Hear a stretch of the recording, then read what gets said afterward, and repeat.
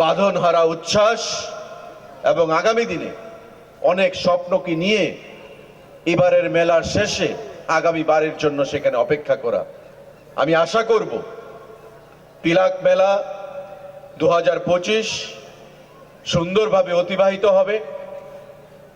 এই এলাকার মানুষের, ব্যবসায়ীদের, প্রতিটা অংশের মানুষের মধ্যে আনন্দ উচ্ছ্বাসের সেখানে উন্মাদনা তৈরি করবে এবং যতই দিন গড়াবে এই মেলা একটা জনপ্রিয়তা ব্যাপকভাবে অর্জন করবে। বিগত দিন থেকে আরো বেশি জনপ্রিয়তা এই মেলা আগামী দিনগুলোতে সারা রাজ্যব্যাপী সেখানে অর্জন করবে।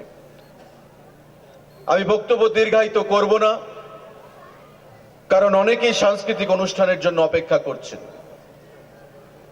কিন্তু যে কথাগুলো না বললেই না হয়, আমাদের সরকার গঠিত হওয়ার পর সারা রাজ্যে মেলা, পূজা পার্বণ, উৎসব অনুষ্ঠান প্রত্যেকটি জিনিসের সেখানে সংখ্যা বৃদ্ধি হয়েছে এবং প্রত্যেকটি জিনিসে যাতে মানুষের মধ্যে উন্মাদনা তৈরি হয়, উচ্ছ্বাস তৈরি হয়, আনন্দ তৈরি হয়, সেই জিনিসগুলোকে মাথায় রেখে আমাদের দপ্তরগুলো, আমাদের সরকার, আমরা সেখানে সহযোগিতার হাত বাড়িয়ে দিচ্ছি।